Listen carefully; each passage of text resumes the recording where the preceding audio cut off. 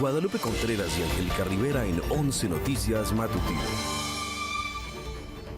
Se entregará un primer apoyo económico directo y personal a familiares de las personas fallecidas por el accidente en el tren interoceánico.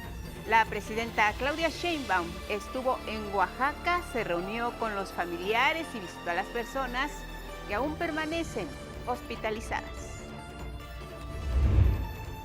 Adelanta el secretario de Marina, Raimundo Morales, que en los próximos días se llevará a cabo el análisis de la denominada caja negra del tren interoceánico.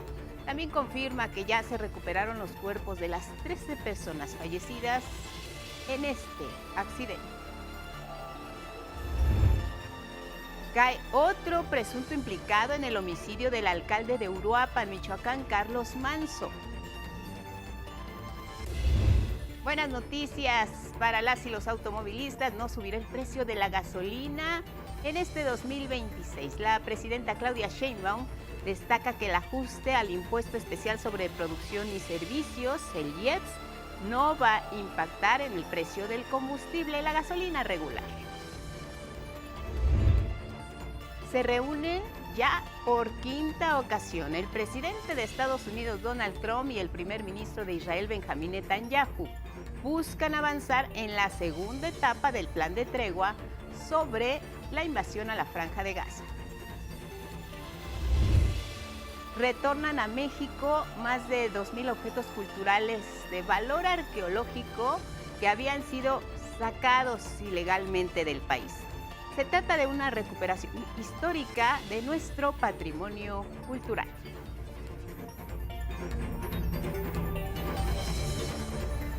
¿Qué tal? ¿Cómo están? Buenos días. Una mañana fresca aquí en la Ciudad de México. ¿Cómo amanece? Donde nos sintonizan, platíquenos mientras les contamos la información de las últimas horas. ¿Qué tal en radio? ¿Cómo les va? Buenos días, 95.7 de FM. Las y los acompañamos a donde ustedes vayan, en pantalla, redes sociales, para que también nos sintonicen a través de ellas, un código QR, para que lo escaneen y también tengan la información directamente de 11 Noticias. Vámonos directo con los detalles. La presidenta Claudia Sheinbaum supervisó personalmente la atención que están recibiendo las personas lesionadas por el descarrilamiento del tren interoceánico en Oaxaca. Durante su visita al estado confirmó la entrega de un primer apoyo económico para las familias de las víctimas y aseguró que es una prioridad esclarecer lo ocurrido. Vamos a ver la historia. La presidenta Claudia Sheinbaum se trasladó este lunes a Oaxaca para conocer el estado de salud de las personas que resultaron lesionadas a causa del descarrilamiento del tren interoceánico.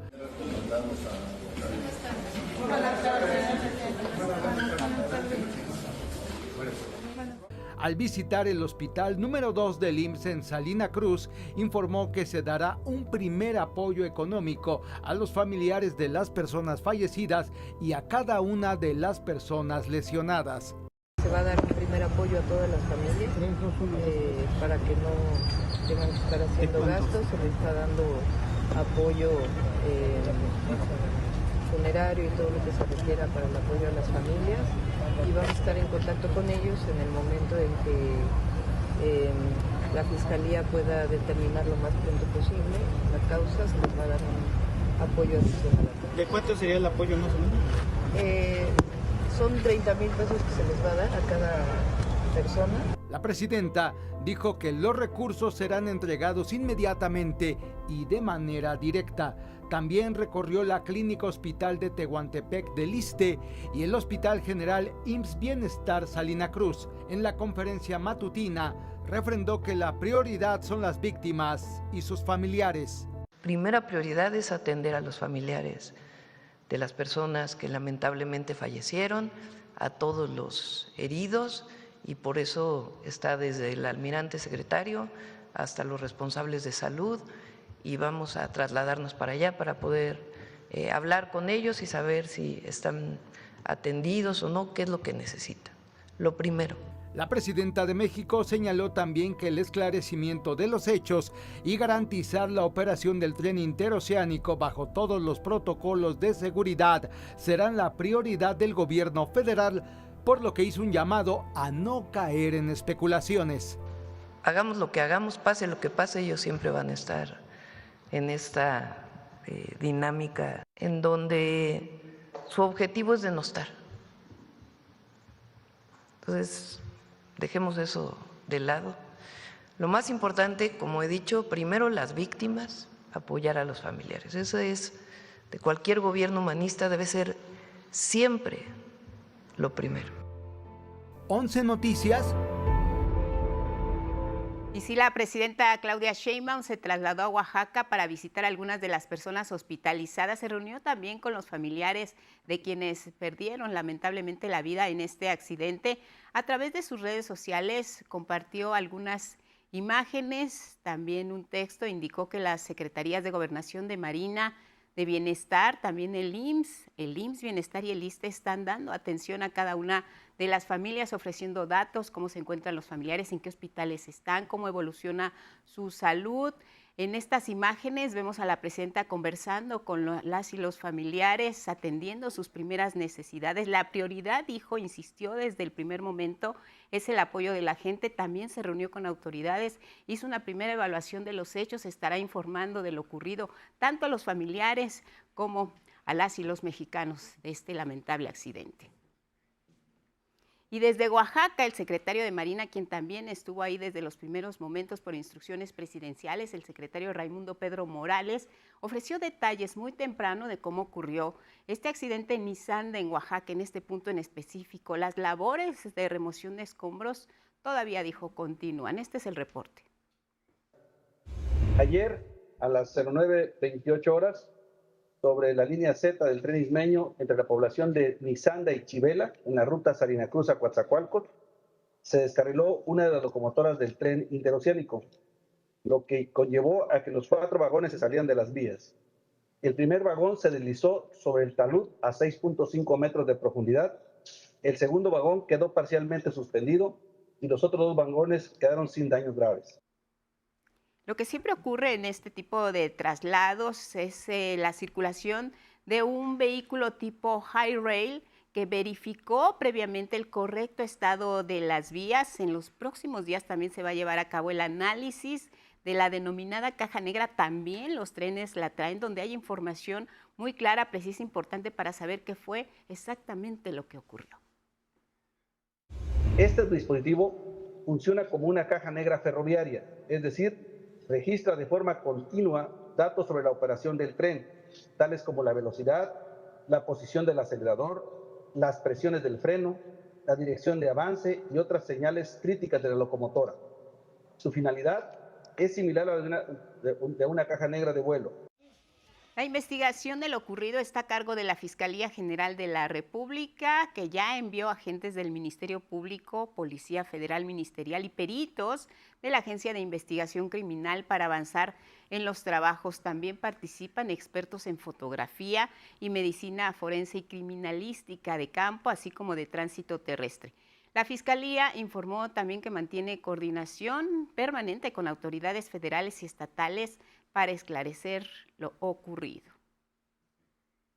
Mientras tanto, la Secretaría de Marina informó que ya fueron recuperados los cuerpos de las 13 personas fallecidas. También detalló que 36 más continúan en los hospitales recibiendo la atención médica especializada. Para información, orientación, dudas acerca de cómo se encuentran sus familiares, las personas afectadas tienen a su disposición un número telefónico que proporcionó la Secretaría de Gobernación. 24 horas del día está funcionando, es el 55 22 30 2106, 55 22 30 2106. También en las últimas horas se compartió información más precisa a detalles sobre las 13 personas lamentablemente fallecidas en este accidente del tren interoceánico. Las 13 personas que fallecieron en este accidente tenían entre 6 y 67 años de edad. Elena Solorza Cruz, de apenas 6 años, viajaba con sus padres para vacacionar en Coatzacoalcos, Veracruz. Luisa Camila Serrano Moreno tenía 15 años de edad y era originaria de Salina Cruz, Oaxaca. Viajaba con su madre y su hermana para pasar el fin de año en Coatzacoalcos. Su cuerpo fue el último en ser recuperado.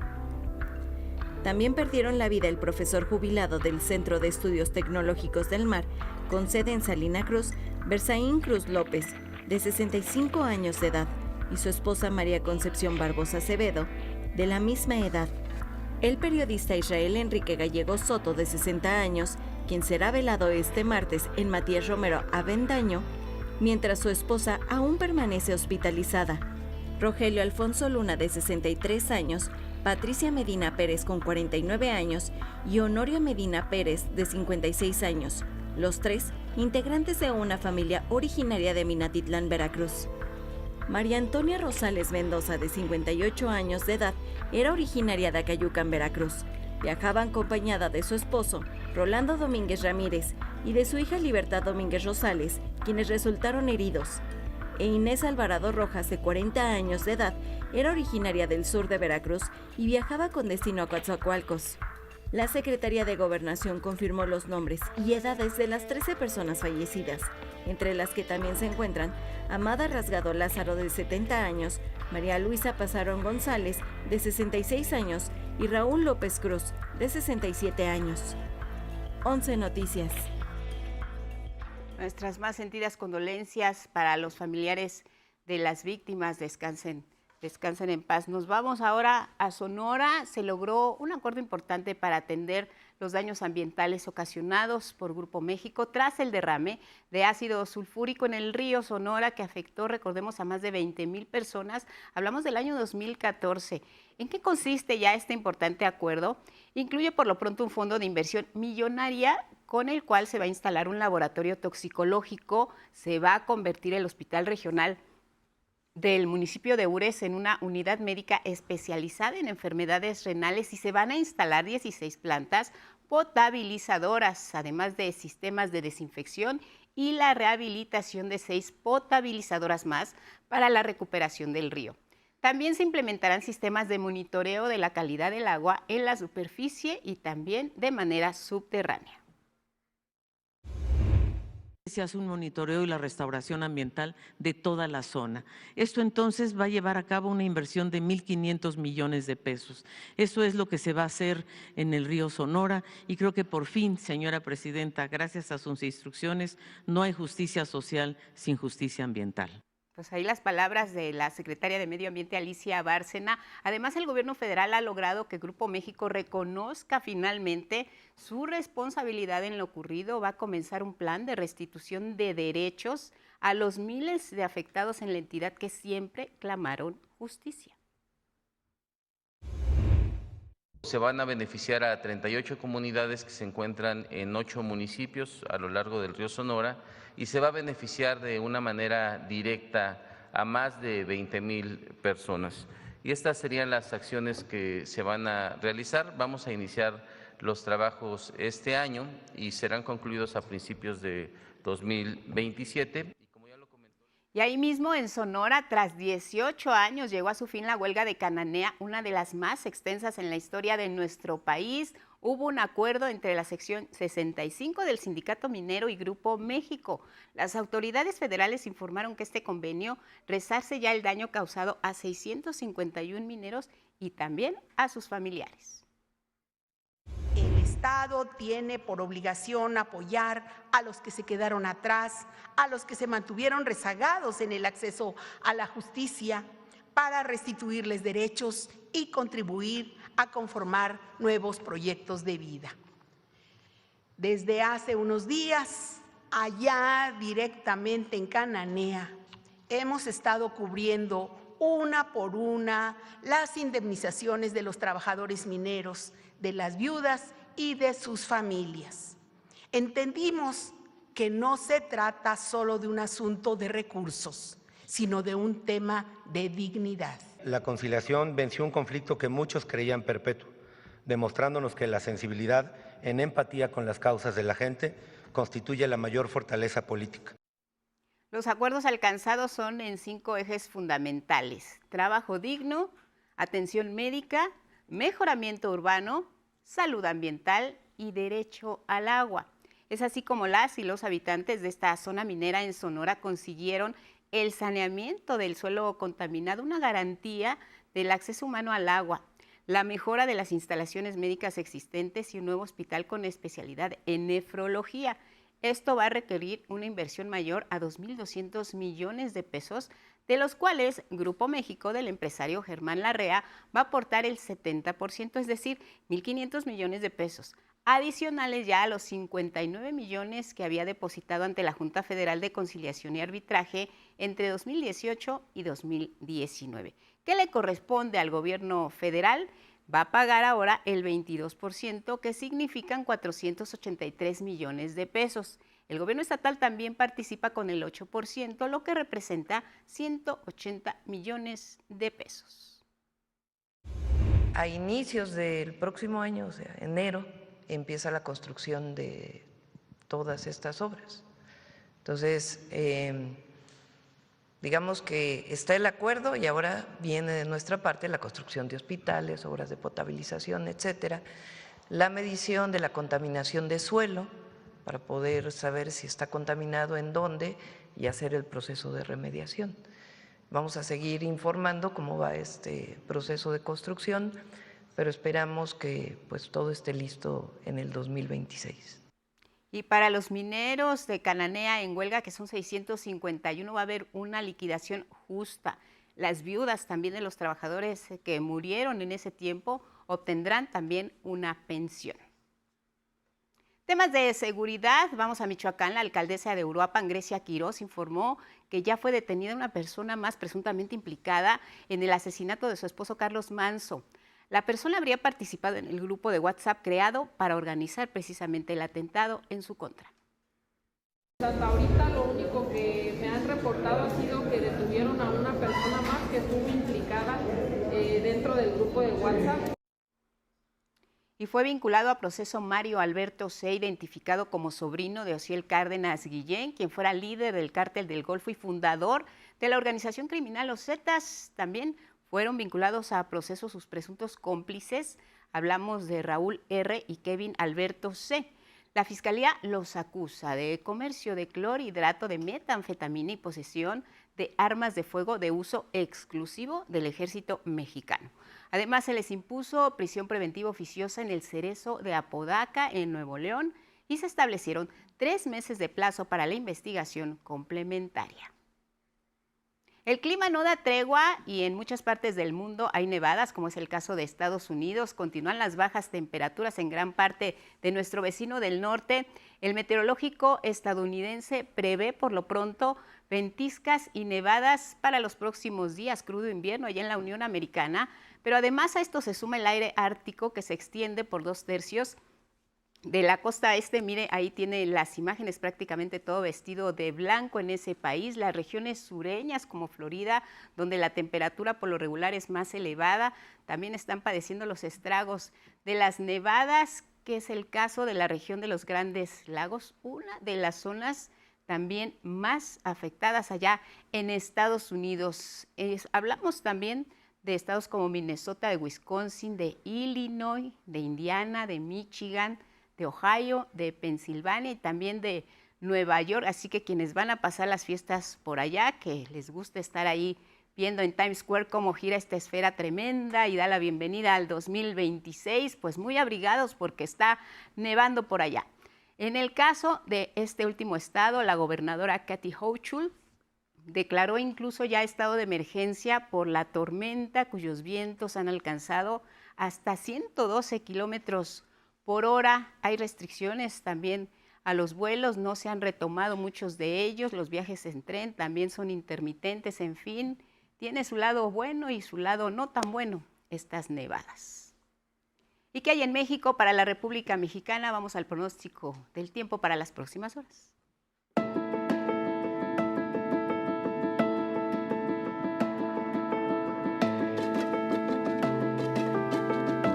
Actualmente en la imagen de satélite podemos observar los diversos fenómenos meteorológicos que afectan al país, donde se esperan algunas lluvias puntuales intensas en Oaxaca, además del estado de Chiapas y el sur del estado de Veracruz. También podríamos estar presenciando algunas lluvias puntuales muy fuertes en los estados que comprenden a la península de Yucatán. Esto generado también por un canal de baja presión, una vaguada en altura, además de la entrada de humedad.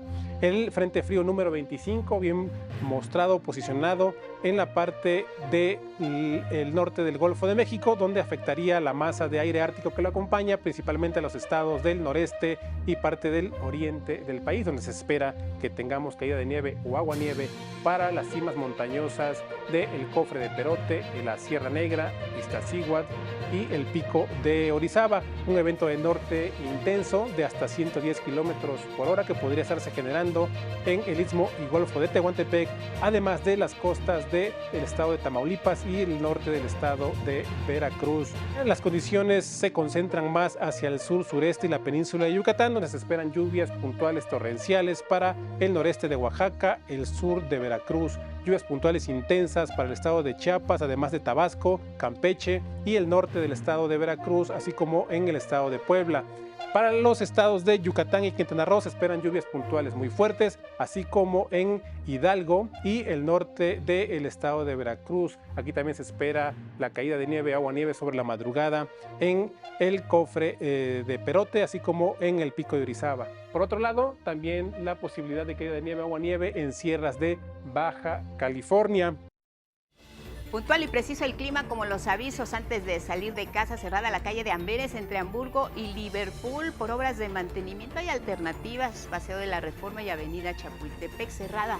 La circulación en la alcaldía Cuauhtémoc, hay una romería ahí justo en la entrada. Evite la zona, hay Insurgentes, Avenida México, Tenochtitlan y Guerrero que también tienen problemas. Y recuerde que el metro y el Metrobús van a modificar su horario en estos días festivos. Miércoles 31 operan de 5 a 11 de la noche, jueves 1 de 7 y hasta las 12 de la noche. Nos vamos a la pausa y regresamos.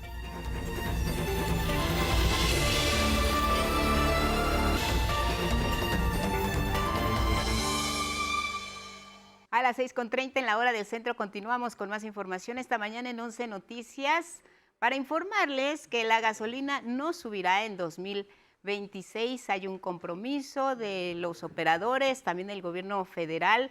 Así se desmienten las versiones que ha habido sobre que vienen los aumentos en cascada. El ajuste del 3.7% al impuesto especial sobre producción y servicios, el IEPS, autorizado también previamente por el Congreso, no es motivo de incremento.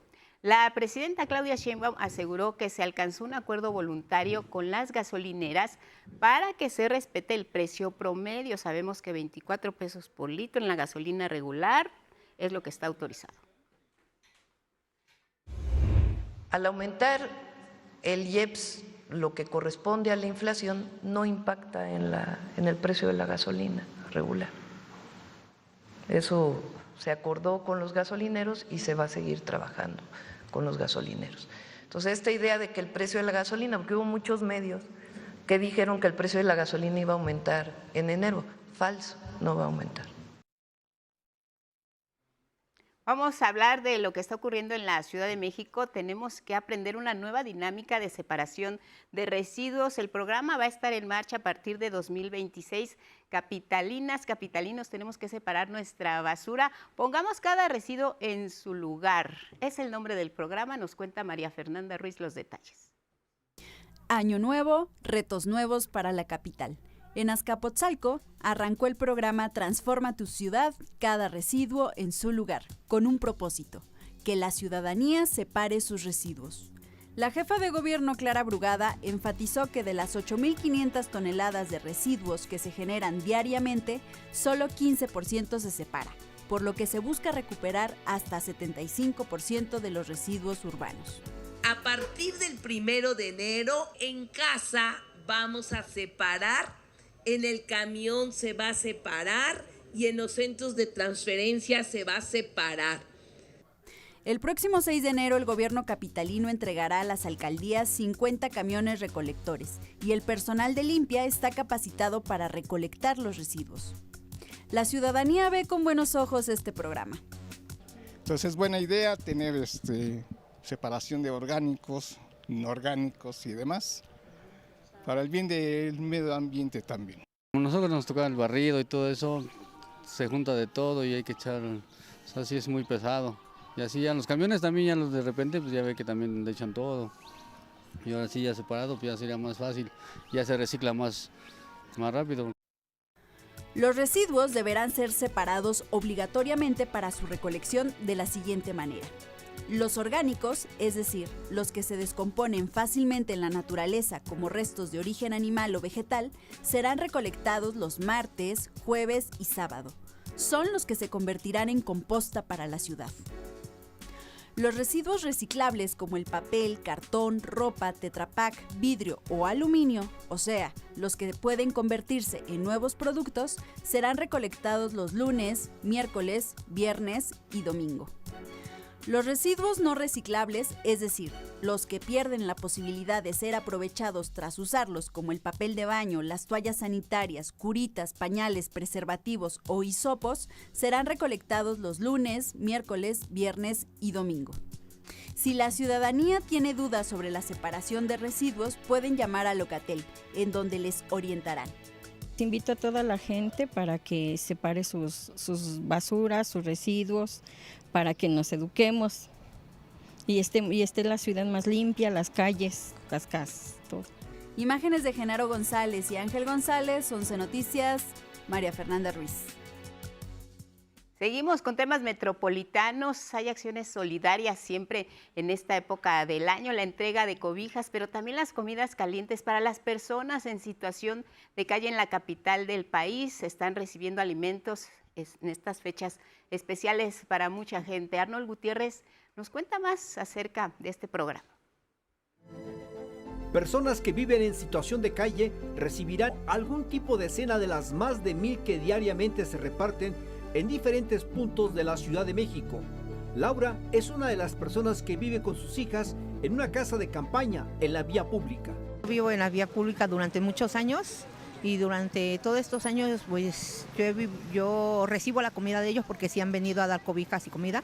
La Secretaría de Bienestar e Igualdad Social de la Ciudad de México es la encargada de que en estos espacios se distribuyen cenas calientes, café y cobijas, sobre todo en las alcaldías Cuauhtémoc y Venustiano Carranza, corazón de la capital mexicana. El apoyo se les da a las personas en situación de calle. Nosotros estamos aquí apoyándolos, les damos comidita, igual si traemos cobijas, les damos cobijas. Pues igual se les trata muy bien a las personas porque todos somos seres humanos. Este es uno de los platillos que ofrecen a las personas. Es carne de puerco con nopales en salsa de chile guajillo. Lleva lo que es su té o café, depende de lo que nos manden, pan blanco y de vez en cuando traemos cobijas. Ante el descenso de las temperaturas por la temporada invernal, el operativo inició el pasado 14 de noviembre y se mantendrá hasta febrero de 2026, con el objetivo de atender a mujeres y hombres que viven en las calles. Priorizando las zonas donde hay mayor población que vive en situación de calle. Mayormente Cuauhtémoc, Venustiano Carranza, tenemos tales así 4 puntos que vamos brindando raciones y cenas cada noche. En la Ciudad de México, en el último censo realizado a esta población, se identificaron más de 2.800 personas que viven en situación de calle de la metrópoli. Cenas calientes todo diciembre y todo enero en diferentes puntos que tratáramos de localizar. Las cenas calientes y cobertores, cobijas, café caliente muy bueno, la cena con unos panes. El programa también contempla jornadas de atención, entrega de cobijas, distribución de alimentos calientes y alternativas seguras como vacunas para quienes habitan en el espacio público. Con imágenes de Yujin Pasol y Yair Maya, 11 Noticias, Arnold Gutiérrez. La campaña de invierno aquí en la Ciudad de México. Vamos a Oaxaca. Miren, las mujeres indígenas siguen luchando por una vida libre de violencia y discriminación.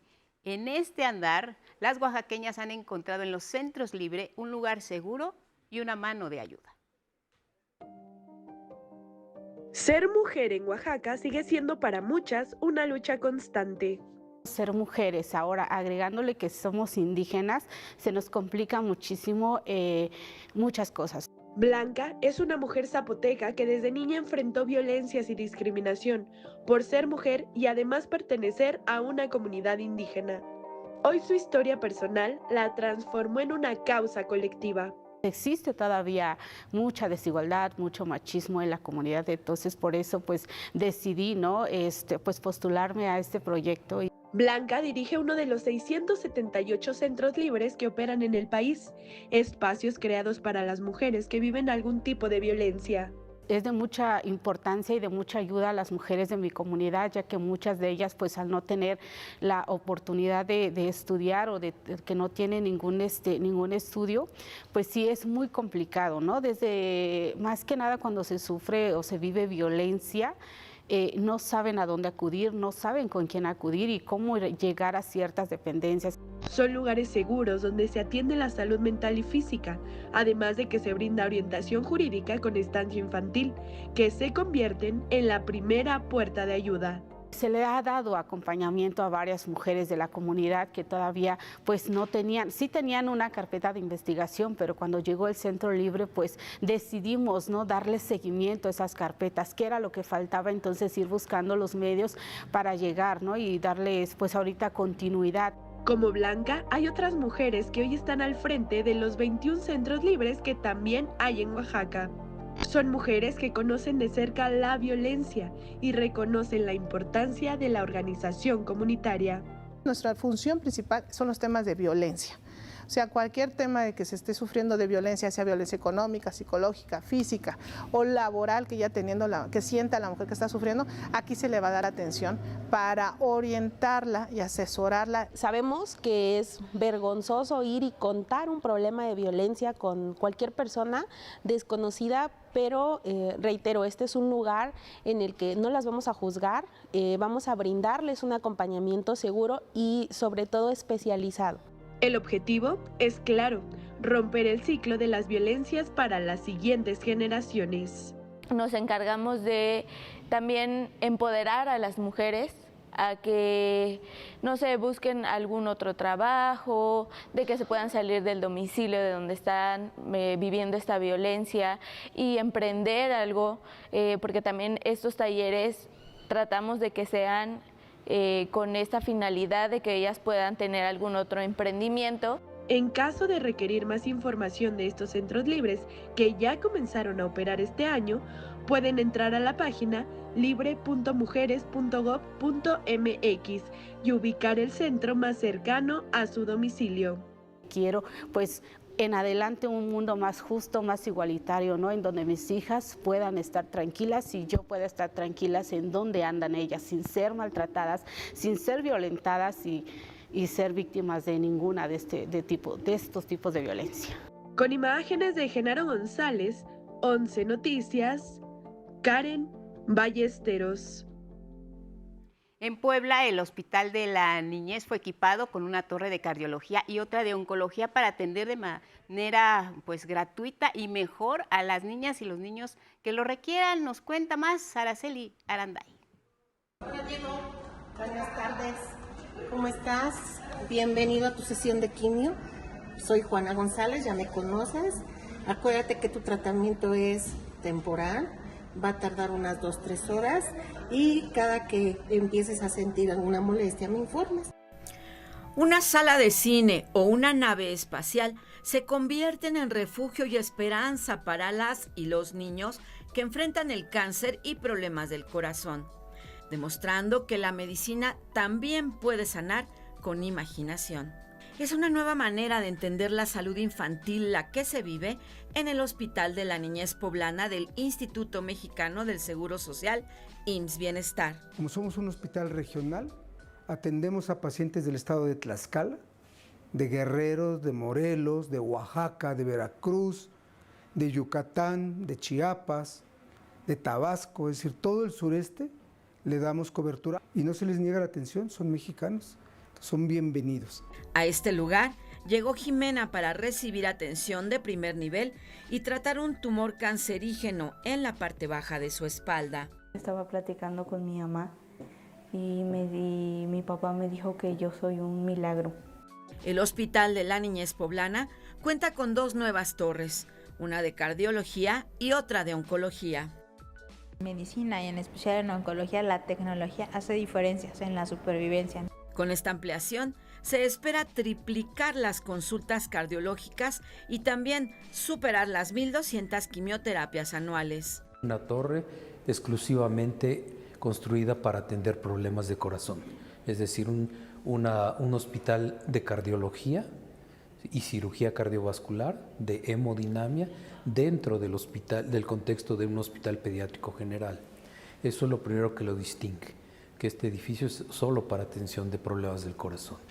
Lo segundo que podríamos mencionar es que está equipado con lo último de la tecnología. Ver la enfermedad a través de los ojos de un niño recuerda que también se debe curar con esperanza. Muy bonito, porque como que te da esa comodidad como si estuvieras en tu casa. Y pues vas a otro hospital y como que no tienen eso y sí te sientes así frustrado. Y vienes a ves muchos dibujos. En cada pasillo de este hospital se escuchan risas que le ganan al dolor. Aquí, la medicina no solo cura el cuerpo, también abraza el alma de quien lucha por vivir. Los pacientes son pequeños y al ver áreas cálidas, decoradas, tienen mucho más disposición a venir a entrar a las áreas, tienen menos temor, ¿no? Desde el Hospital de la Niñez Poblana en Cholula, Puebla, con imágenes de Eduardo Zamudio y José Navarro. 11 Noticias, Araceli Aranday. Vamos a hablar ahora de Hernán, Luis, Eduardo, Óscar y Jorge, los famosos Tigres del Norte. Miren, ahí están.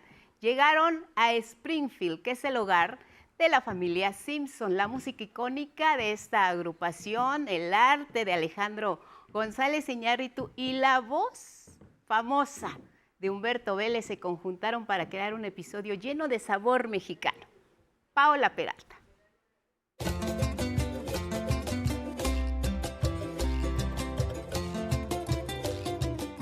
La esencia de México traspasó la frontera de la animación y llegó a Springfield con la música de los Tigres del Norte, el arte de Alejandro González Iñárritu y la voz de Humberto Vélez para un capítulo de Los Simpson lleno de cultura, nostalgia y migración. Este domingo la música norteña de los Jefes de Jefes sonó a los créditos del episodio de Falco y Gigi con el corrido Pedro y Homero. Pedro contrató un doble con la de hierro y una panza bien grandota, un calvo de nombre Homero.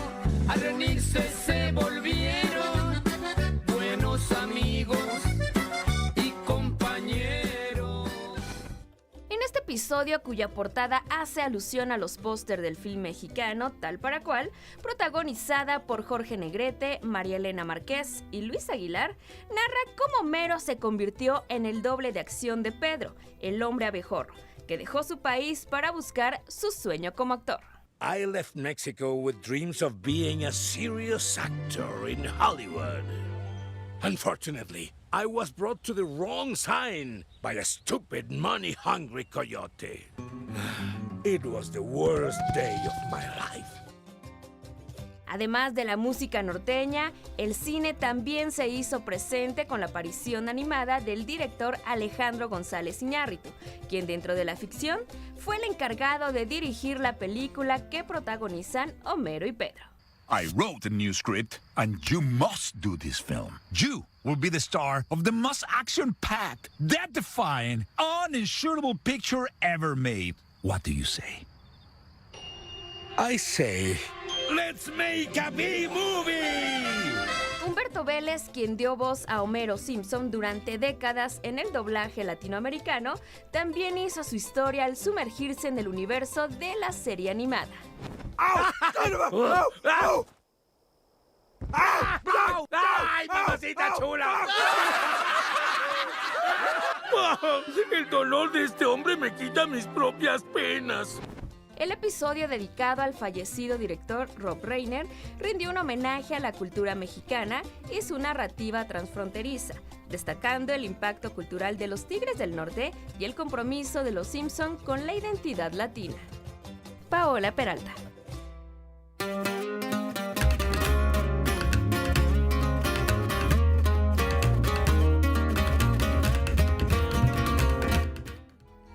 Saraí, ¿cómo estás? Bienvenida.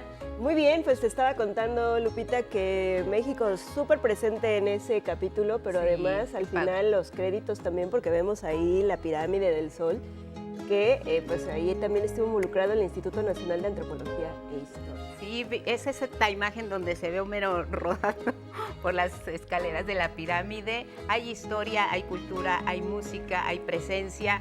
Y bueno, en un programa tan visto, tan querido, Tan emblemático icónico como Los Simpson, pues qué honor para los Tigres y para México también, ¿no? Exactamente. Y bueno, un poco en ese mismo tenor, la Secretaría de Relaciones Exteriores confirmó la restitución de 2.158 objetos culturales de valor arqueológico, histórico, artístico y documental.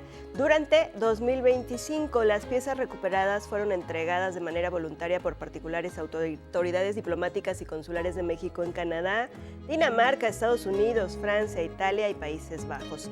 A su vez, más de 1.800 de estos objetos han sido entregados hasta el momento de manera formal al Instituto Nacional de Antropología e Historia y al Archivo General de la Nación. Recordemos que la recuperación de patrimonio cultural de México que se encuentra en el extranjero constituye uno de los ejes rectores del gobierno federal. Por eso este lema de mi patrimonio no se vende. Y ahora vamos a dar un vistazo, porque ayer decíamos que estaría bueno hacer una recapitulación de lo que sucedió en el 2025. ¿Qué te parece si vemos cuáles fueron las exposiciones que pudimos disfrutar? Y algunas todavía se podrán ver en 2026. En 2025, la actividad cultural en México y el mundo nos cautivó y dejó boquiabiertos.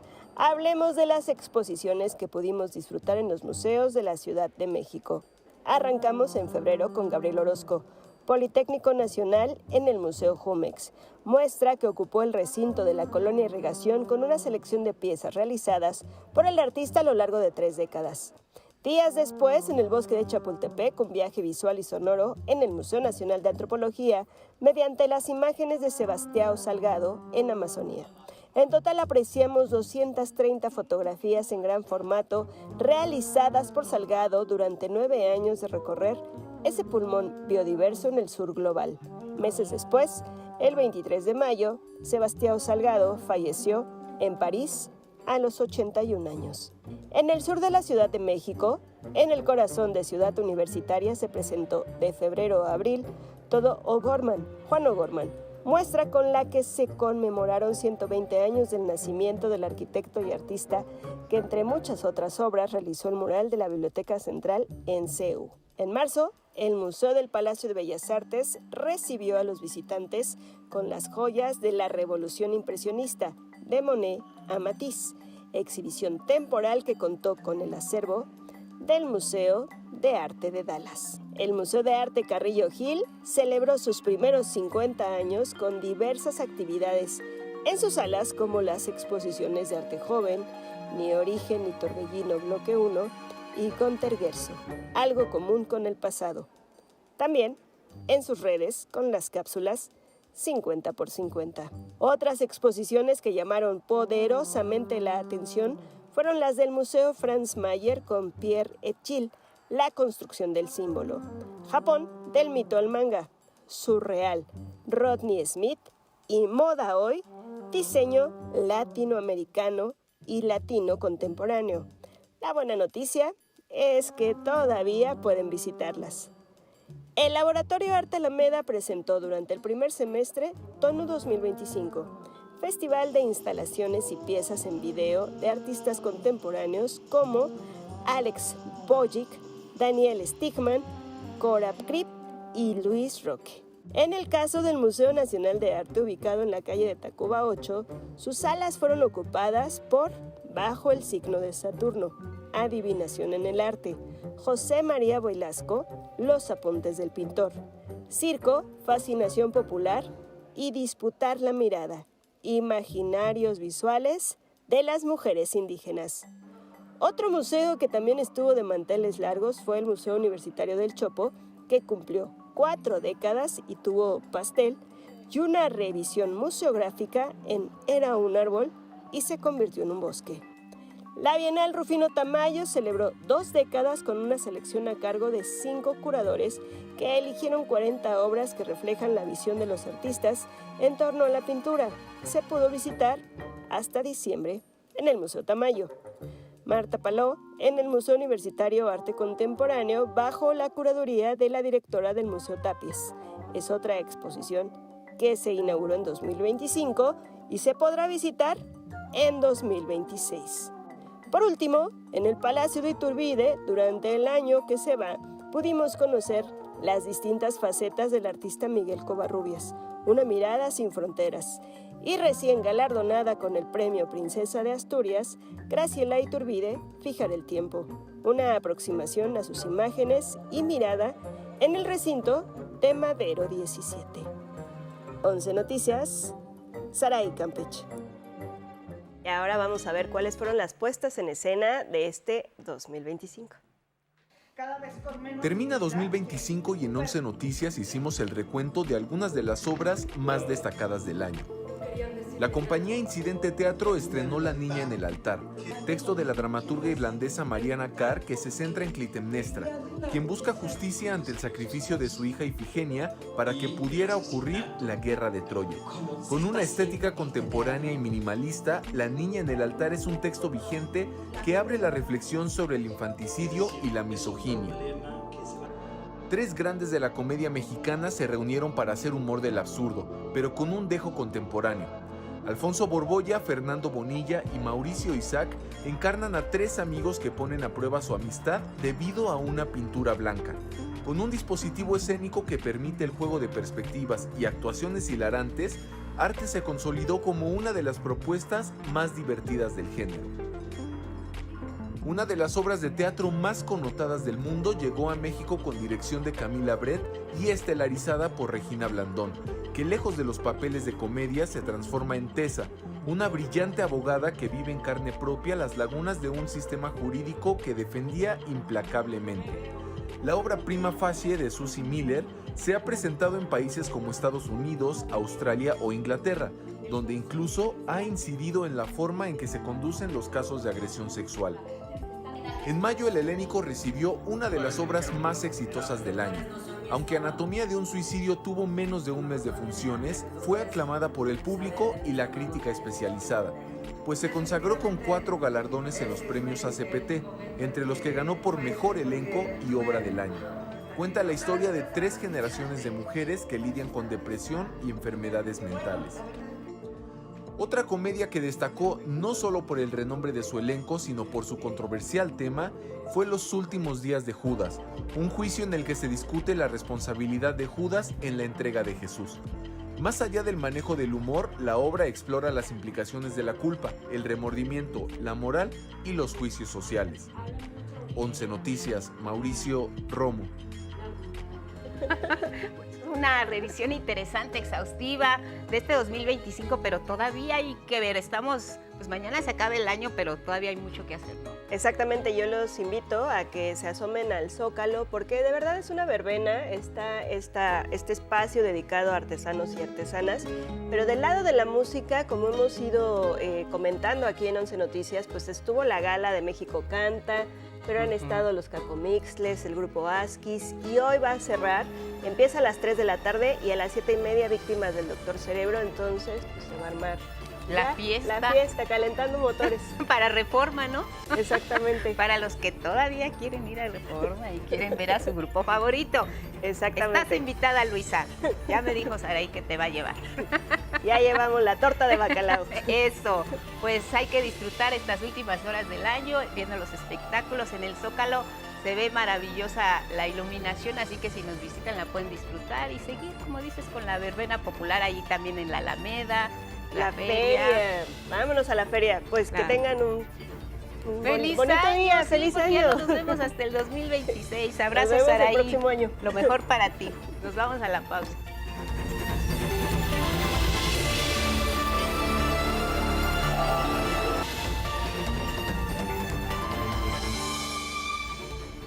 Las 7 en la hora del centro, un resumen En 11 Noticias alcanzan acuerdo de inversión millonaria para resarcir los daños ambientales y de salud por el derrame tóxico en el río Sonora ocasionados por Grupo México.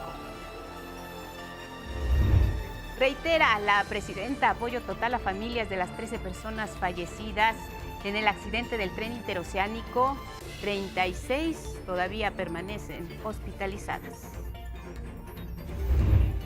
Vinculan a proceso a Mario Alberto C., identificado como sobrino de Osiel Cárdenas, y a 2 de sus cómplices.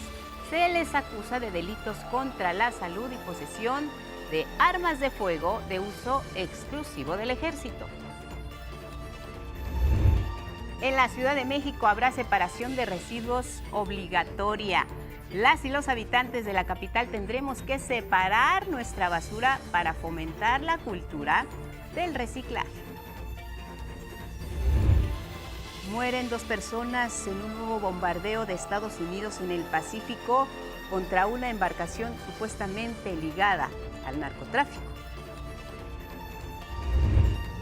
México traspasa fronteras. Llega a Springfield el grupo de los Tigres del Norte, el arte de Alejandro González Iñárritu, la voz inconfundible del actor Humberto Vélez, para un capítulo más de esta serie, Los Simpson.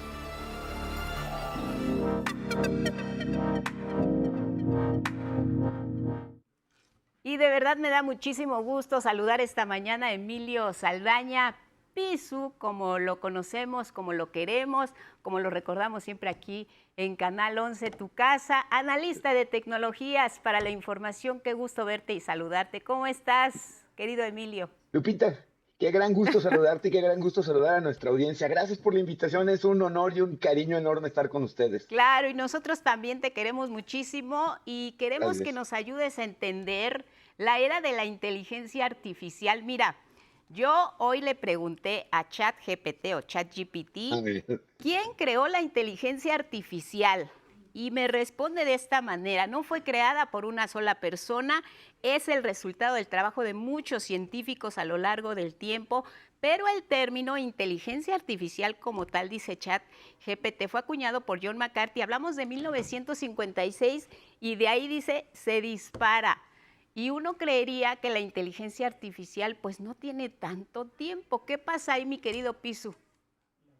Tienes toda la razón y me encanta cómo lo planteas, porque además este año, en 2025, pasó algo muy importante. Sí. En 2023 vimos la llegada de la inteligencia artificial y nos sorprendió lo que podía generar. En 2024 vimos cómo fue creciendo el uso y cómo fue empezando a impresionarnos, no solamente en escribir, sino en hacer dibujitos, en generar contenidos de distintos tipos de manera importante. Pero en 2025 pasó algo muy importante, Lupita. La inteligencia artificial dejó de ser solo un chat al que le escribimos o al que le pedimos cosas y que nos genera imágenes. Se integró en realidad a procesos críticos entre empresas, gobiernos, hospitales e incluso en nuestros mismos teléfonos. Hoy interactuamos con inteligencia artificial ya ni siquiera intencionalmente buscándola. Muchas aplicaciones hoy tienen integrada inteligencia artificial y creo que este cambio es un cambio importante porque es un cambio más cultural. Entendimos que la inteligencia artificial no es ya una aplicación, sino un copiloto permanente de lo que hacemos en lo digital.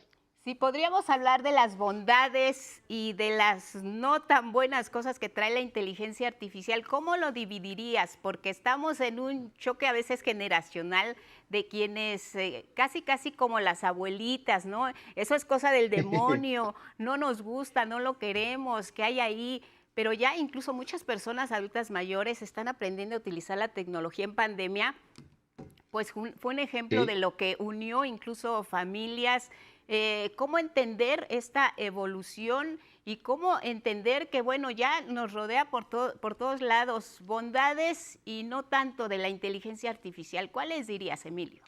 Y mira, con tecnología tan increíblemente disruptiva como la que estamos viendo de inteligencia artificial, vaya que esas dos caras de la moneda están muy presentes. Por un lado, nos agendan reuniones, nos ayudan a entender contenidos, nos pueden gestionar inventarios, redactar reportes, escribir mejor un texto, interpretar mejor información, traducir de cualquier idioma a cualquier idioma en el momento.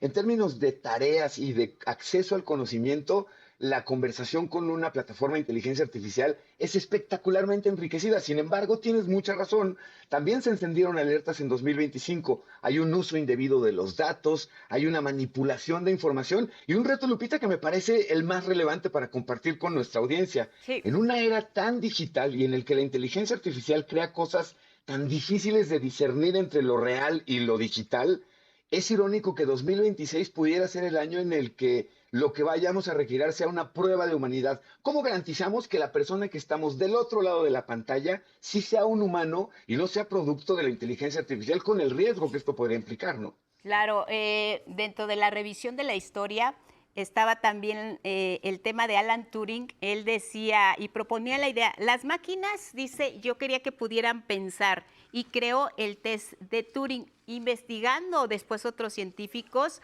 cómo funciona la mente humana y cómo imitarla con máquinas. O sea, cuando veíamos, y siempre es un ejemplo que muchas personas citan, el Superagente 86, no sé si tú lo recuerdas, que hablaba con su reloj, Zapatófono. se quitaba el zapato y hablaba por teléfono. Veíamos como que muy distante este tipo de cosas, ahora nos acompañan en nuestro día a día. Los jóvenes se están involucrando mucho en las carreras tecnológicas. Y bueno, ¿hasta dónde nos va a llevar esto? Tú dices, 2026, increíble lo que nos pudiera esperar. ¿Qué ves para el futuro en inteligencia artificial de la mano de la tecnología? Mira, una de las cosas que más importante desarrollo va a tener en 2026, y lo vimos comenzar en 2025, es que además con la inteligencia artificial el cambio más relevante que estamos viviendo es que ya no solamente, a diferencia del buscador en el que encontrábamos 1000 opciones de contenido, ahora la inteligencia artificial nos da una respuesta autoritativa que nos dice, esta es la cosa. Hoy lo que estamos viendo es que además estamos entrando en la era de la inteligencia artificial agéntica, es decir, le vamos a pedir cosas, pero además las va a hacer por nosotros, desde reservarnos un viaje hasta completar nuestra hoja de cálculo cotidiana de las ventas o de la contabilidad de nuestro trabajo. Y esto es interesante porque el brinco ya no solamente va a ser en pedir hacer cosas, sino que la inteligencia artificial las haga por nosotros, pero importante, no va a reemplazarnos como humanos, va a redefinir la herramienta que utilizamos para hacer mejor nuestro trabajo, ¿eh? Claro, porque ese es uno de los temores y siempre sale y se pone sobre la mesa. Más adelante ya lo único que va a existir son máquinas y el ser humano va a quedar desplazado. Esto se ve pues muy difícil porque finalmente las máquinas las operan los humanos, o al menos eso es lo que dicen otro de los argumentos. Esto está totalmente descartado, o sea, tienen un límite en cuestión de inteligencia artificial todos estos componentes tecnológicos. Esto es muy importante que estás comentando. No hay hoy un límite establecido y esto creo que es parte de lo muy importante del momento que como humanidad estamos viviendo. Estamos experimentando la llegada de un cambio tecnológico increíblemente radical como es la inteligencia artificial. Los trabajos que hoy realizamos nos preocupa que pudieran ser reemplazados. Estamos viendo que más bien la experiencia, el criterio, son habilidades que no puede tener la inteligencia artificial, como muy bien decías tú, y que complementan el que uno sea muy preciso en el trabajo. Es decir, no es inteligencia artificial en términos de magia, sino de una herramienta poderosa, y como toda herramienta poderosa, dice mucho más de quién la usa que la tecnología misma como tal, ¿no? Ahora, no sé si vaya mucho de la mano, pero también el uso de estas plataformas digitales, por ejemplo, en Australia vimos la prohibición para menores de 16 años.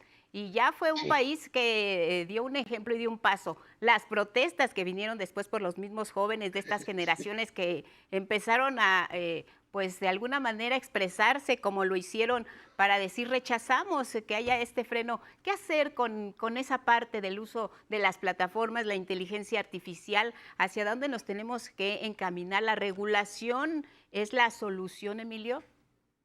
Yo creo que en el caso del uso de menores de edad con tecnología, en el caso de inteligencia artificial incluida, sí, definitivamente por lo siguiente, justamente derivado de la pandemia en el que menores de edad se vieron obligados a utilizar tecnología que hasta antes de la pandemia la limitábamos mucho padres y madres, estamos viendo que el experimento de que menores de edad utilicen tecnología constantemente es un experimento que está dando resultados preocupantes porque impactan el desarrollo social, emocional, cognitivo de los menores de edad, independientemente de la exposición que hay a los riesgos que hay en el entorno digital en términos de acercamiento con adultos, temas no apropiados para la edad. Y en el caso de la inteligencia artificial, han comenzado a utilizarla no solamente de manera cotidiana, sino también como un acompañante en términos de apoyo emocional, el equivalente a tener un psicólogo o un psiquiatra digital, pero con los riesgos que esto implica porque no son plataformas que se hayan planeado inicialmente para este tipo de soporte emocional. Y ahí es importante el acompañamiento de la familia, la comunicación. Claro, este no es el amigo secreto, este es el amigo que todo lo sabe y además nosotros lo retroalimentamos.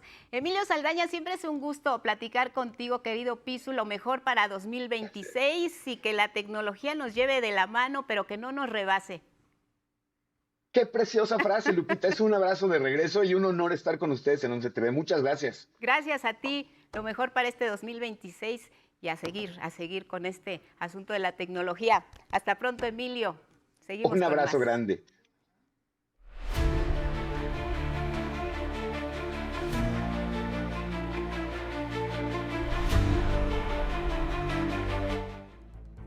Vamos al mundo. Por quinta ocasión, el presidente de Estados Unidos, Donald Trump, y el primer ministro de Israel, Benjamín Netanyahu, se reunieron en Florida con la intención de avanzar en la segunda etapa del plan de tregua sobre la invasión en la Franja de Gaza. Un encuentro que también se centra en la estrategia para contener, según Donald Trump, el conflicto que lleva a cabo con naciones como Irán y Líbano.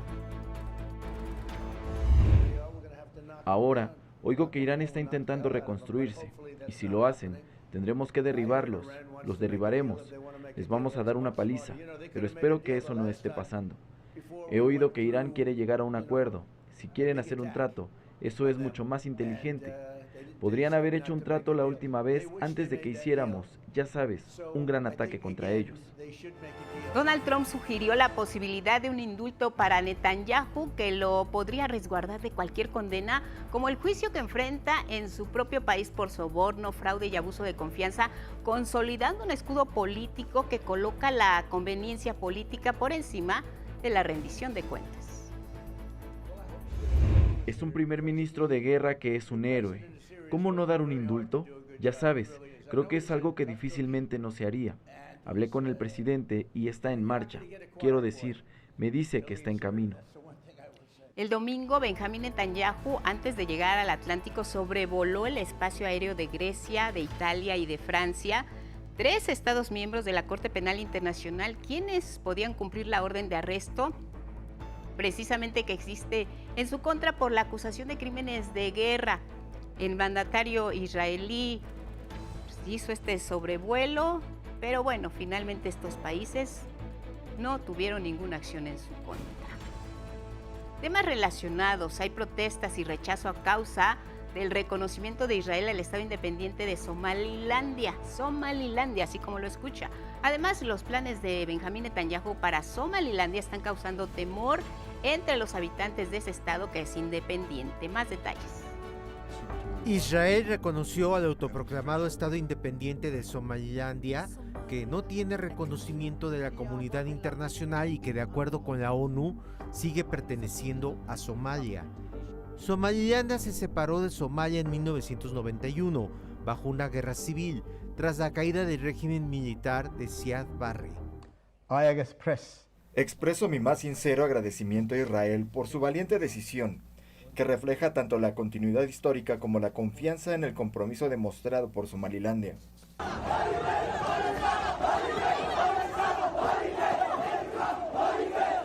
Con banderas palestinas, residentes de Somalilandia protestaron contra el reconocimiento de Israel.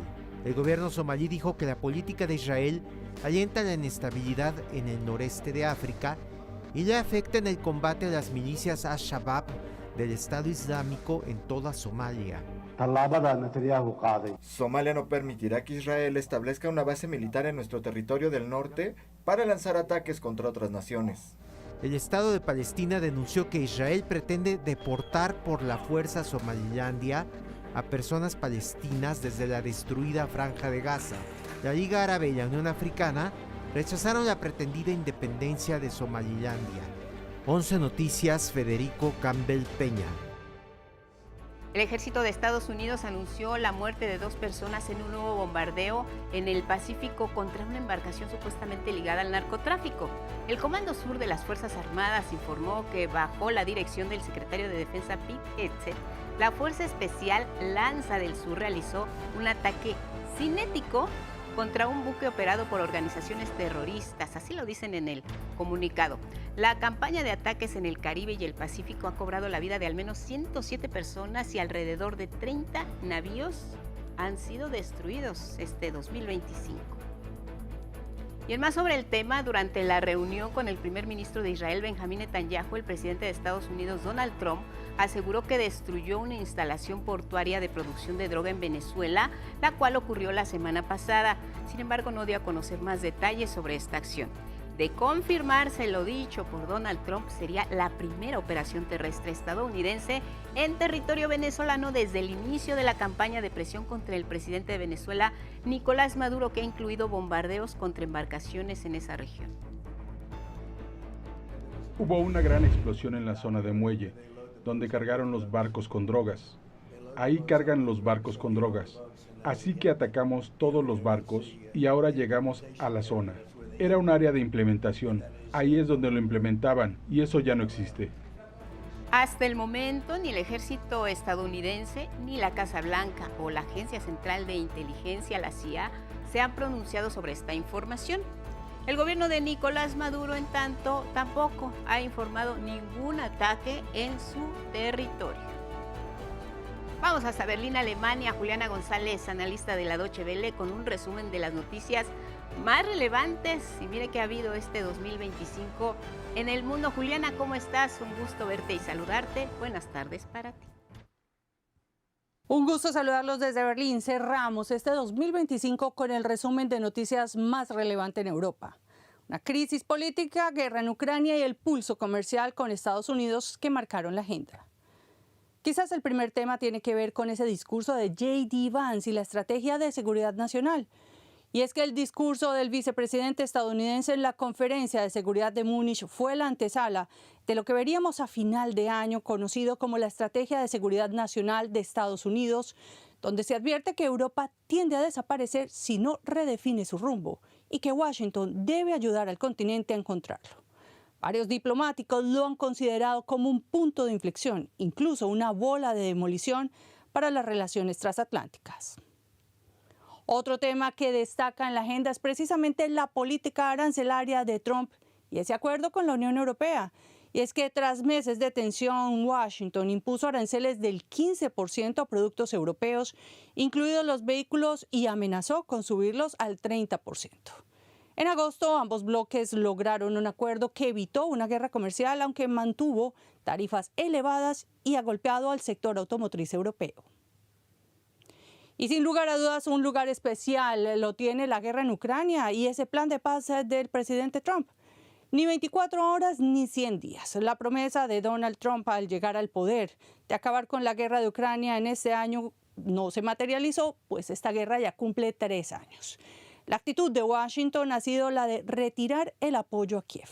Las imágenes de la reunión entre Trump y Zelensky en el mes de febrero, donde el segundo fue humillado por Trump y Vance, son uno de los peores desencuentros televisados en la historia política moderna y que preocupó fuertemente a la Unión Europea. El bloque ha discutido la posibilidad de usar los activos rusos congelados en Europa para ayudar a Kiev. Sin embargo, fue imposible encontrar este año un consenso. Ante este escenario, Bruselas consiguió que se emitan 90.000 millones de euros en deuda para sostener a Ucrania.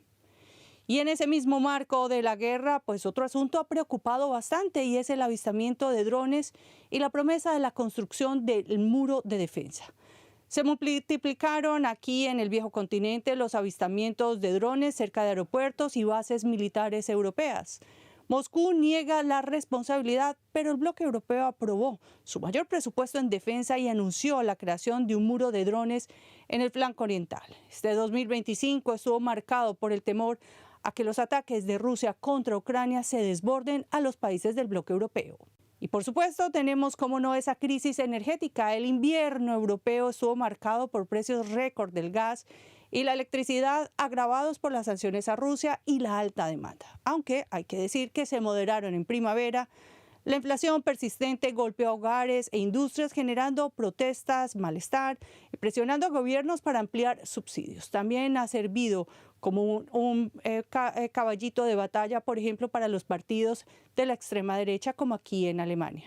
El Banco Central Europeo jugó un papel decisivo en la evolución de la crisis energética e inflación, con una estrategia de recorte de tasas que actualmente se sitúa en el 2%. Y no se puede hacer un resumen económico sin hablar, o un resumen de noticias sin hablar, por supuesto, de los gigantes tecnológicos y de esas multas de la Unión Europea. Y es que Bruselas sancionó a Google, Meta, Apple y X por prácticas monopolísticas y violaciones a la ley de servicios digitales. Washington advirtió represalias comerciales, aumentando la tensión transatlántica. Mención aparte merece Francia en este 2025 con una deuda récord y una crisis política. Una deuda del 114% del Producto Interno Bruto. Francia enfrentó ajustes severos y la caída de varios gobiernos. Nuevas elecciones legislativas se perfilan para el 2026 en medio de presiones por cumplir el déficit europeo. Y para terminar, el retraso de la entrada en vigor del acuerdo Mercosur-Unión Europea. A 3 días de la firma, Francia e Italia pidieron aplazamiento por presiones agrícolas. La nueva fecha será el 12 de enero de 2026, generando molestias en Brasil y los socios del Mercosur tras más de 25 años de negociaciones. Y con toda esta información, yo me despido de todos ustedes en este 2025 desde los estudios de DW, agradeciendo su confianza y nos vemos el próximo año. Bueno, pues gracias. Gracias a Juliana González.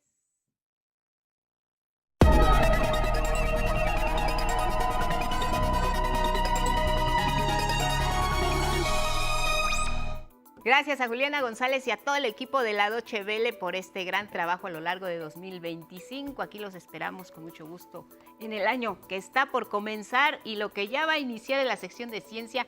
¿Cómo estás, Carlos? ¿Fuiste a ver a los flamencos? Fuimos a ver a los flamencos, esta llamada familia de flamencos que no es tan familiar, pero bueno, vamos a revisar qué fue lo que encontramos un poquito más adelante, pero bueno, inicialmente vamos a ver qué es lo que está ocurriendo con los efectos de la tala indiscriminada y el crecimiento de las manchas urbanas que tan solo en 45 años en México nos han hecho perder una quinta parte de nuestro capital natural. Vamos a revisar esta nota de mi compañera Itzel Gómez Gurrola.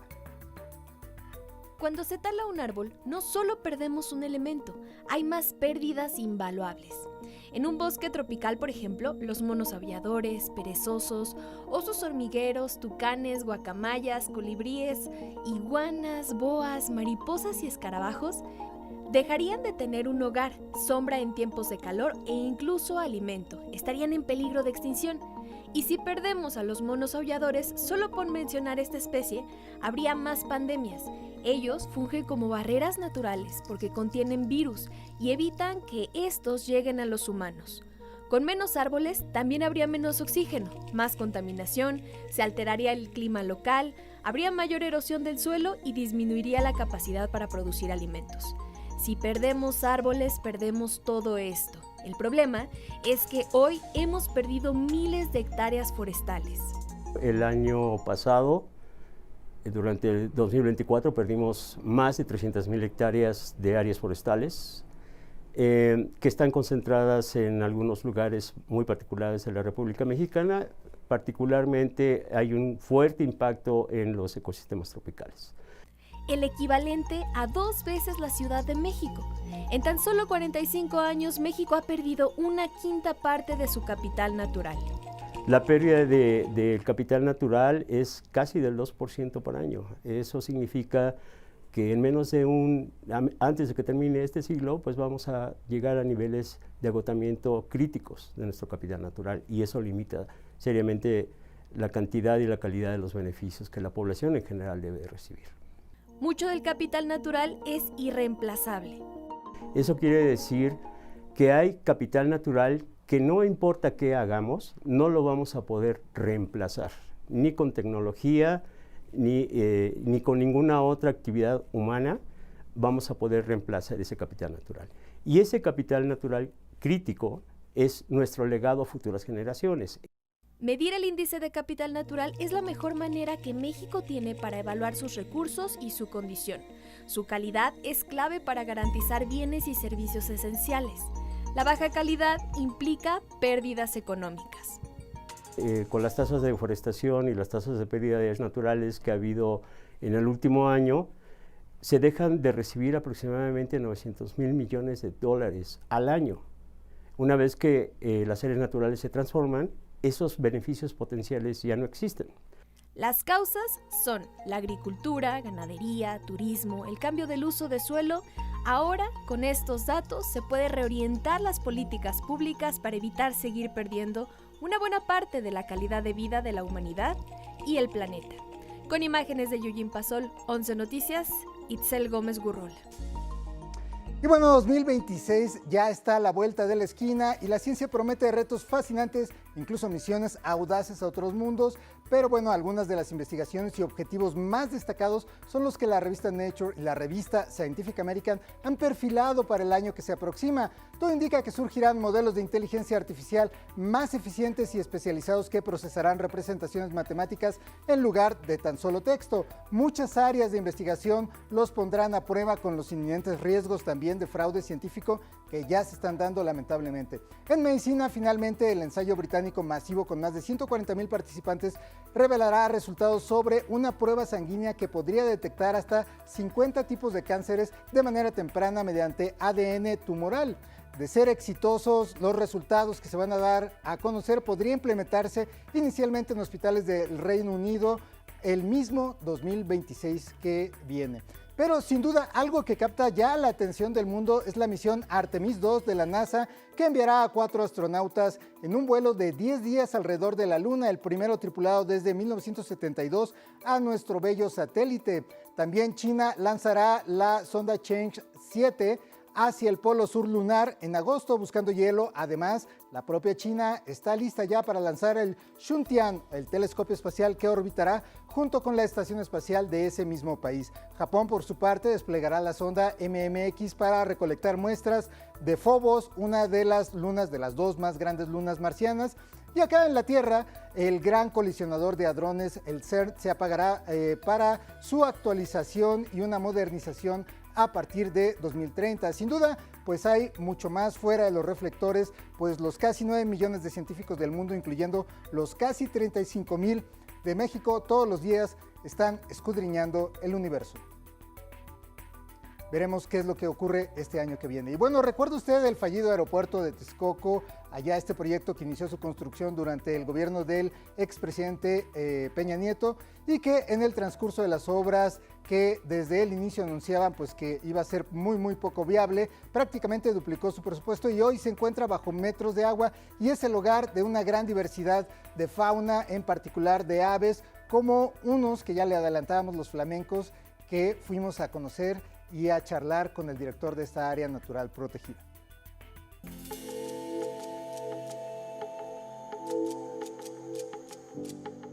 En medio de aguas fuertemente salinas, el flamenco camina sobre sus largas y estilizadas patas, gracias a su resistente piel que le ayuda a prosperar y formar grandes colonias, principalmente en Yucatán. Un par de estas aves rosadas decidió establecerse en el gigantesco espejo de agua que forma el lago de Texcoco. Nos comenta que hace aproximadamente entre 15 y 20 años aquí fueron liberados 2 ejemplares de estas especies, un flamenco rosado y el flamenco blanco o el flamenco africano. Son residentes permanentes cuyo color los destaca y delata en medio de los casi 300,000 ejemplares de otras especies de aves que habitan la zona. Por lo menos de 270 especies de aves. De estas, una porción importante, un 30%, son especies migratorias, que son las que ahorita alcanzamos a ver en su mayoría. El área lacustre de Texcoco es tan grande que es similar a la superficie de ciudades como Pachuca, en Hidalgo, Jalapa, en Veracruz, y Tuxtla Gutiérrez, en Chiapas. Para darnos una idea, el lago en el que estamos, el Nabor Carrillo, tiene una extensión de 910 hectáreas.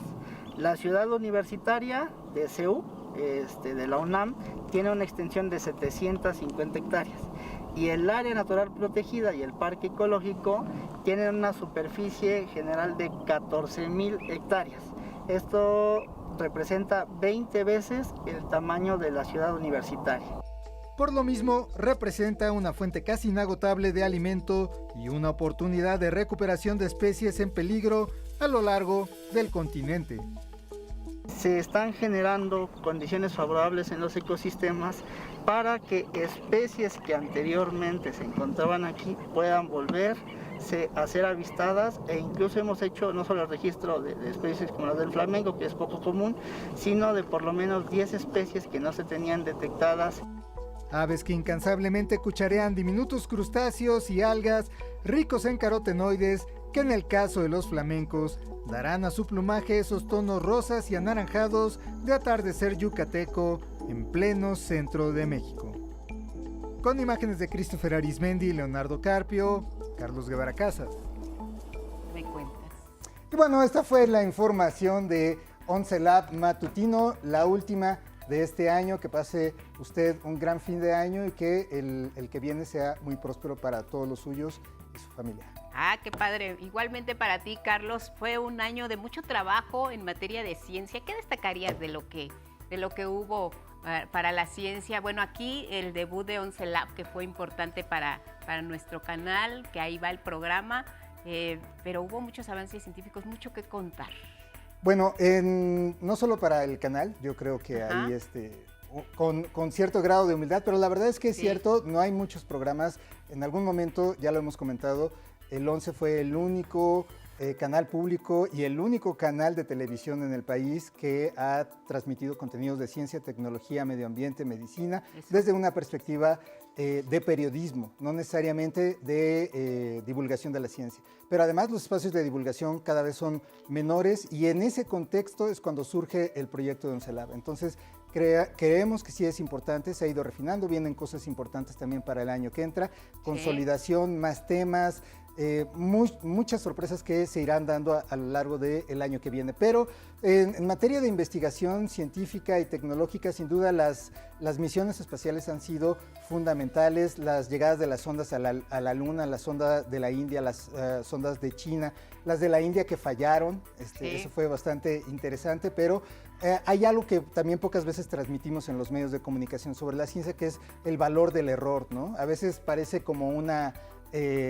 tema de superación personal, pero en realidad los errores ayudan muchísimo y la ciencia es una de las áreas donde se nota más esto, porque a partir de ello se pueden redefinir objetivos, replantear experimentos e incluso cambiar completamente áreas de investigación. Entonces ha sido importante, fue un año bastante complicado por las bajas de presupuesto del país que más invierte en ciencia y tecnología, más que la mayoría de los países que le siguen, que es Estados Unidos, por el cambio de perspectiva de quienes manejan la política allá, ¿no? Y bueno, finalmente me parece que es un gran broche de oro cerrar con estas imágenes de los flamencos allá en Texcoco.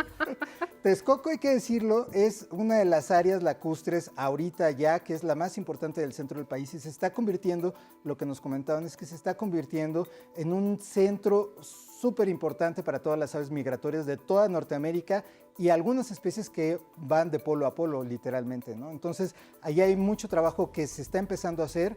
Hace falta también apoyar con más recursos esas áreas de investigación y de monitoreo. Por ejemplo, los flamencos que están ahí, que son dos, no es una familia, solo son dos, y uno que fueron a dejar ahí, que era una mascota, es uno mediterráneo, no tenía que estar por aquí, es de Egipto, por allá.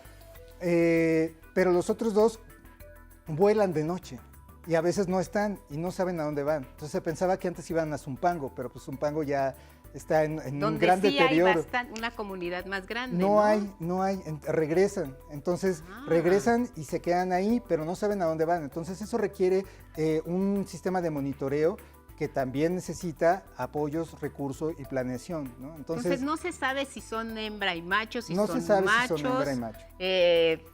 Un día vieron que ya estaban ahí, que llegaron. Un día llegó uno hace como 20 años y hace como 3 años llegó otro. No se sabe si son hembras y machos porque es muy difícil, no hay dimorfismo sexual, es decir, no tienen diferencias físicas evidentes a la distancia. Entonces hay que agarrarlos y nunca los han agarrado. ¿no? Pues difícil. Es difícil. Y es tan grande que verlos, no sé, en las tomas originales de mis compañeros camarógrafos, se veían aún así lejanas, aún considerando la potencia de nuestras cámaras. Entonces es muy difícil acercarse a ellos, requiere cuestiones especiales, un trabajo especial. Y eso pues, es algo hacia donde debe de apuntar la investigación en esta zona, pero no es una familia y no acaban de llegar.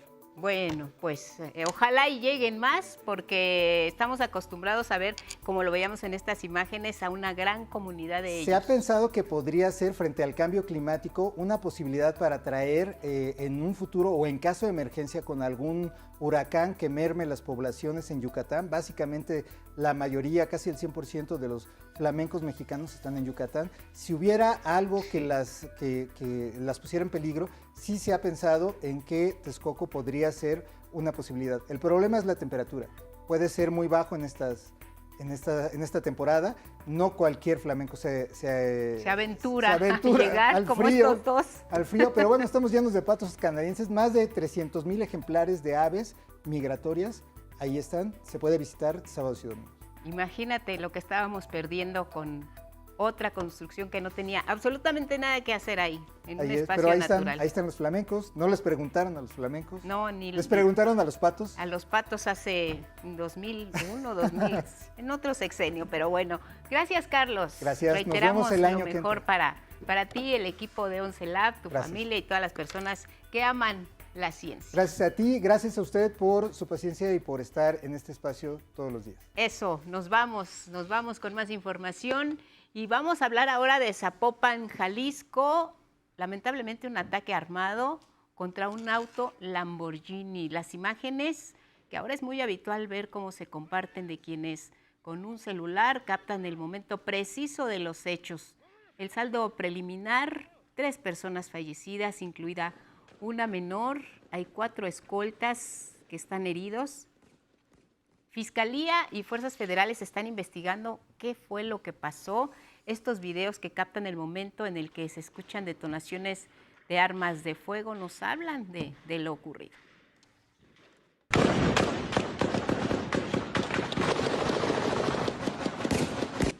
Esto en Zapopan, Jalisco, el secretario general de Gobierno de la entidad, Salvador Zamora, confirmó que una de las víctimas en este ataque es Alberto Prieto. Él es empresario del mercado de abastos. Su hija y él lamentablemente pierden la vida. Afirmó que se trataría de una agresión de manera directa, aunque todavía la Fiscalía del Estado continúa con las investigaciones. Quieren saber exactamente cuál fue el móvil de esta agresión. A 2 días de concluir el año, la Operación Frontera Norte reporta el aseguramiento de más de 116 toneladas de droga y la detención de 10.300 presuntos traficantes de distintas sustancias psicoactivas y armas, también armas en territorio mexicano. De acuerdo con el Gabinete de Seguridad, del 23 al 28 de diciembre se aseguraron además 7,000 armas de fuego y más de 1 millón de cartuchos útiles de distintos calibres. Fuerzas federales y estatales capturaron en Tabasco a Eduardo Alberto H., objetivo prioritario, identificado como jefe de plaza del cártel Jalisco Nueva Generación en el municipio de Macuspana y principal generador de violencia en el estado. Al confirmar la detención, el secretario de Seguridad y Protección Ciudadana, Omar García Harfuch, señaló que derivado de trabajos de investigación se realizó este operativo coordinado en el ejido Dos Montes del municipio centro de la entidad. Ahí fue detenido el presunto narcotraficante, quien también es identificado como el Luqui. La presidenta Claudia Sheinbaum adelantó que Miguel Torruco Garza se va a incorporar al gabinete como subsecretario de Prevención. Dentro de la Secretaría de Seguridad y Protección Ciudadana se va a encargar de parte del área de prevención vinculada con el tema de deporte y cultura. Miguel Torruco Garza fue diputado federal por Morena de 2021 al año 2024 y también comisionado nacional honorífico de la Comisión Nacional de Boxeo, además de ser responsable de organizar la clase nacional de box en el Zócalo realizada en abril de este año, donde hubo figuras muy importantes del boxeo nacional. En 2026, Torruco Garza ocupará el cargo que dejó Estela Adamián, quien es actual consejera jurídica de la Presidencia de la República. Vamos con información del estado del tiempo. Hay que tener los abrigos a la mano, las bufandas, las gorras. Es un fin de año muy cambiante, mañanas frías, tardes igual. Se pronostican incluso fuertes lluvias. Nos sorprendieron las lluvias el mismo 24 de diciembre aquí en la capital del país.